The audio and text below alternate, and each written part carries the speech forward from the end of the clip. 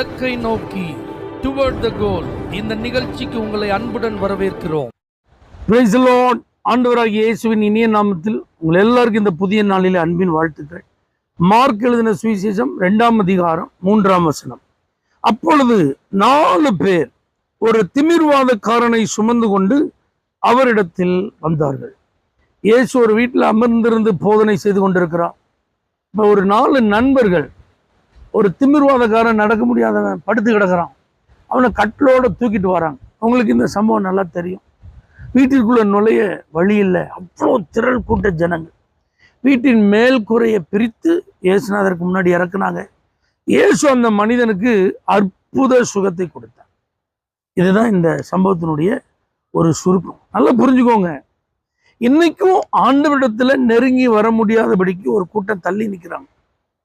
அவங்களெல்லாம் ஆண்டவர்கிட்ட கொண்டு வர்றது நம்முடைய கடமை. 38 வருஷம் பெதஸ்தா குளத்துல படுத்திருந்த ஒரு மனுஷன் சொல்றான், இந்த குளம் கலங்கும்னு எனக்கு தெரியும். இந்த குளம் கலங்கும் போது தேவதூதன் கலக்குனதுக்கு அப்புறம் யாரு முதல்ல இறங்குறாங்களோ அவங்களுக்கு விடுதலைன்னு எனக்கு தெரியும். நம்பிக்கையோட தான் காத்திருக்கிறேன். எனக்கும் ஒரு சுகம் வேணும்னு தான் நான் ஆசைப்படுறேன்.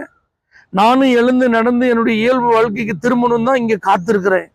ஆனா என்னை கொண்டு போய் விடுகிறதற்கு ஒருத்தனும் இல்லைன்றான். ஏசப்பாட்டே கம்ப்ளைண்ட் பண்றான். ஆனா இங்க பாருங்க, ஒரு மனிதனுக்காக 4 பேர் வேலை செய்யறாங்க. இன்னைக்கு ஒரு கூட்டம் கண்டுகொள்ளாமல் தங்களை சுற்றி இருக்கிற மனிதர்களுடைய பாதிப்புகளை பார்த்தும், பிரச்சனைகளை பார்த்தும், தேவைகளை பார்த்தும் அவரவர் சுயநலமா செயல்பட்டு கொண்டிருக்கிறார்.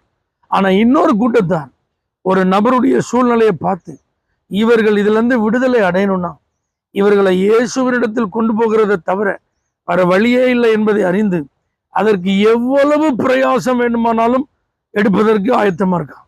மேல்கூரையை பிரிச்சுட்டு கீழே உள்ள இறக்கணும்னா என்ன செய்யணும்?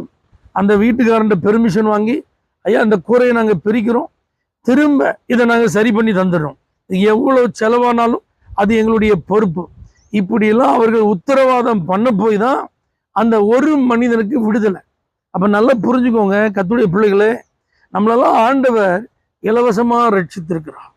நித்திய ஜீவனை குறித்த நம்பிக்கையை தந்திருக்கிறார். ஆனால் பரலோகத்துக்கு போகும்போது வெறுங்கையா நம்ம போகக்கூடாது.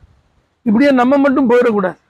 நம்மை சுற்றிலும் நிறைய பேர் என்னை கொண்டு போய் விடுகிறதற்கு ஒருத்தர் இல்லைன்னு சொல்லி ஏசப்பாட்ட கம்ப்ளைண்ட் பண்ணுற மாதிரி நம்மை குறித்த கம்ப்ளைண்ட் அவர்கிட்ட போயிடக்கூடாது.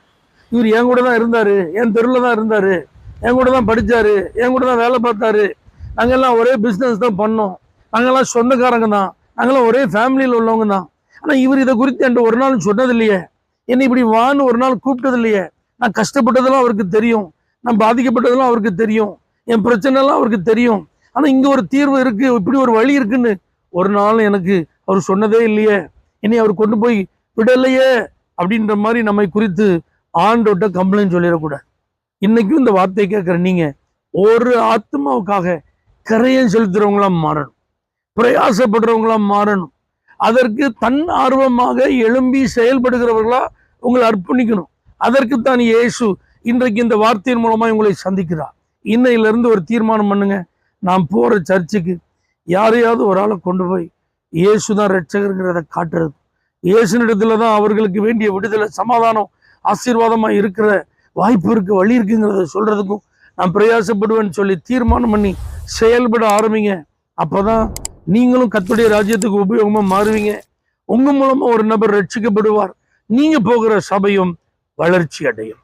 பரலோக தேவனே, ஆத்துமாக்கள் ஆதாயம் பண்ணுவதற்காக கிரையம் செலுத்துகிறவர்ல இந்த நாளிலிருந்து எழுப்புவீராக.